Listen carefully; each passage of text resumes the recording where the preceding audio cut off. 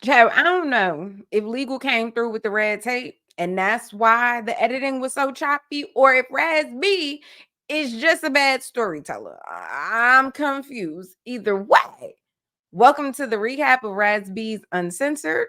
Let's chit chat.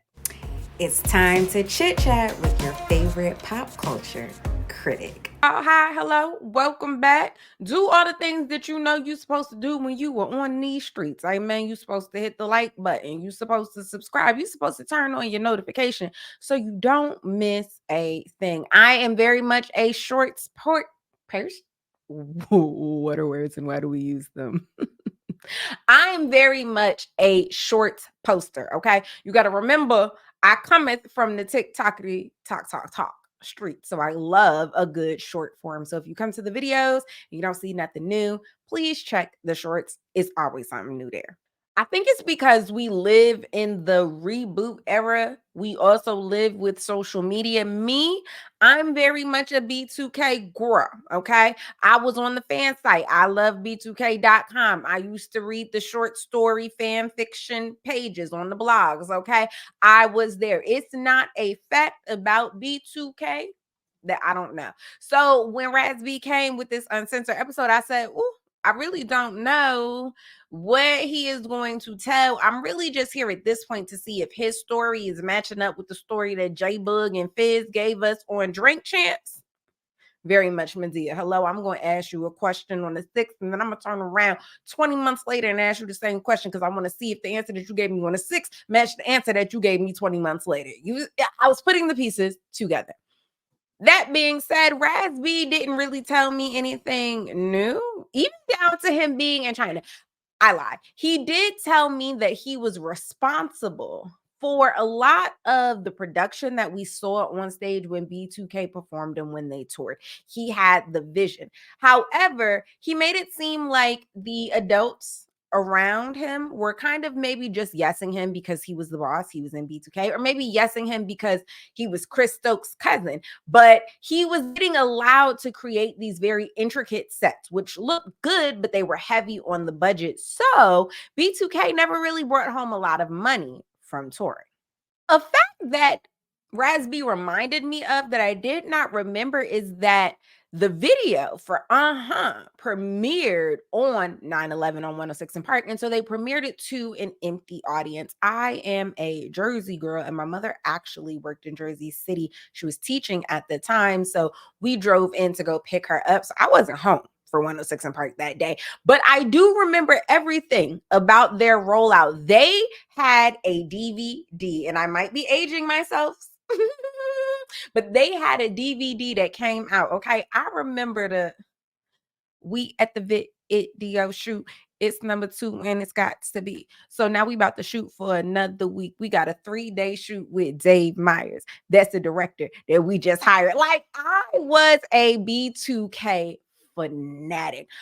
Another thing that Raz-B touched on is he said sometimes, and you never know how life goes, everything happens for a reason. The butterfly effect is real, but sometimes it really be eating him up because he's like, dang, we really fumbled a bag with all of the success of You Got Served. We should have been doing the circuits for the dance shows that came after that. We should have been hosting So You Think You Could Dance. Like, our name should have been synonymous in these dance TV show worlds. He also referenced a lot of these groups don't like each other, child. They come together, get thine bag, and then they go home. We ain't really got to be brothers for life.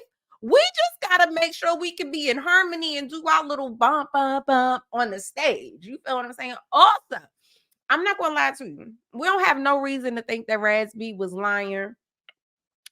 But I just wish that I could see all 4 of them together because some of Raz-B stories make me feel like J Bug, Fizz, and Omarion would be like, don't do that. Raz-B says that when the now defamed R. Kelly submitted Bump, Bump, Bump, it actually went a little bit slower. Raz-B is saying that it was his idea to ask R. Kelly to speed it up a little bit because they were, in fact, a dance group. In other words, Raz-B said, give me something that I could move to, okay? Also, he says when the Mr. R. Kelly man submitted it, it was baby, turn around and let me see that sexy booty. go bump, bump, bump. And Raz-B said, body is more marketable. We can go a little bit further with sexy body and not sexy booty. Now, again, this just Raz-B's story. I'm here to tell you what the man told me. The edits, the storytelling, everything was very choppy.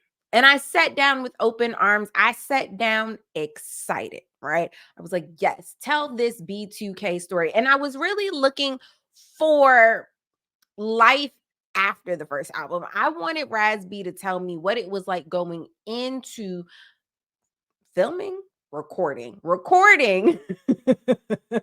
Pandemonium, because we know as fans that in that space we got the Pandemonium album, we got the Santa Hook Me Up album, we also got You Got Served. So there was a lot happening in addition to the touring and being extras in the Ghetto Girl music video and all of those things. I wanted to hear a little bit more about life on the decline. You feel what I'm saying? We all know the B2K story. We all know how they hooked up. Raz-B told the story of how Omarion was introduced into the group and how they went from label to label and nobody really wanted them and all. We knew all of that, right? What was going on in that time and space of y'all doing all that work and then breaking up? And then why was it so tumultuous that the rollout for the breakup, it was just we on the radio live with Funk Flex and he like B2K has just broken up and then he just banger banger but like we couldn't even get no farewell tour. Y'all hated each other. Also, when it came to the group of B2K, y'all can call it shade, y'all can call it what you need to call it. I never understood all of the chatter about everybody going solo. Yeah, you thought individually all of y'all were gonna have careers. No, no, no. Sometimes you're just the Mary to the Diana. Sometimes your voice is really good for harmonies. Sometimes y'all need to be in a group. And I'm looking at you too, oh Marianne. I'm gonna touch your hand when I say this. Why would you eat that watermelon on stage like that? Okay, good job. Go to group counseling. Y'all get y'all a couples therapist, a relationship therapist, because that's what this is, a relationship, and fix it. Okay? I was rooting for you. We were all rooting for you. How dare you fumble the B2K bag? What?